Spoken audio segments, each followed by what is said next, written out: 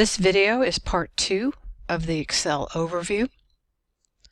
As stated in part 1, Excel is a construction of columns and rows, and where columns and rows meet, that's called a cell. Columns and rows can be sized simply by putting the mouse pointer on the line between the two columns up above. One thing, don't be actively entering anything into a cell, because then you will not see the ability to size these columns or size these rows. So you need to get out of the cell, and then you can see the double-headed arrow up above here. And you can simply drag it to the size that you need. The same thing with the rows.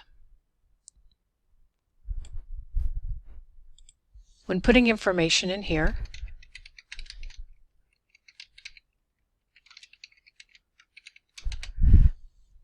as I enter this data, since nothing was sitting within column B, row 2, the data appears to spill into the 2. But as I click on cell A2 right here, I see the actual contents of the cell up here, and I see that the whole title is located in just this cell right here. It's not in column B. A shortcut is coming up here between the two columns A and B to the line, double-headed arrow, double-clicking, and it automatically sizes it to the longest entry within the column. So be careful to not be misled when you see data sitting across two columns. You can always verify that by clicking on the data and seeing if you can see it here in the formula bar up above. The formula bar will always show you actual cell contents. Other tabs to look at up here. This page layout tab has again some similar icons from other Microsoft products. We can control the margins. There are some presets right here, and then we can set our custom margins down here.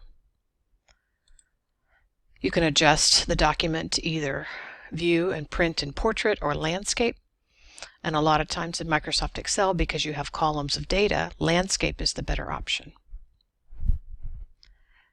This over here can help you adjust those columns and rows. I find it easier just to use the click and drag option right here. If you wish to have your grid lines print, there's a checkbox right there, and any headings that you put on, you can have them print. They don't print by default. Down here at the end on the View tab, I'm looking at this in normal view, but if I click it over to Page Layout View, I can see then how my data is going to flow from page to page. This icon matches this icon down here. And this icon of normal matches this icon down here. So you do have those in two places.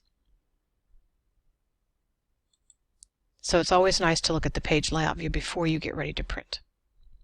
And then after I do access page layout view, just notice that you do have, these are the page break bars that have now come up to show me how my data is going to spill out.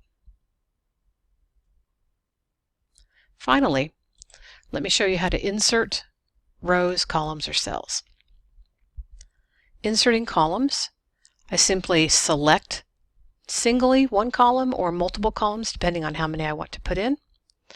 I'll select 3 columns by selecting right here on the column name. I then right-click on the selection and choose Insert. And so then that has all moved down that way. Rows, you select the number of rows you wish to insert, right-clicking, and insert, and they drop in. If I wish to insert just a group of cells, I select just the size of cells that I wish to insert. Right-clicking, insert. What's different is that because I'm inserting a group of cells, not a complete column or a complete row, then I'm asked R2E to shift these cells down, and that would be correct. I'll click on OK. And so although you don't see any changes, I actually did put in some new cells right here. I'll do that again so we can see a change. I'll select these cells right here, right-click, insert, shifting those cells down, and it did work because then it pushed my data on down to the next row.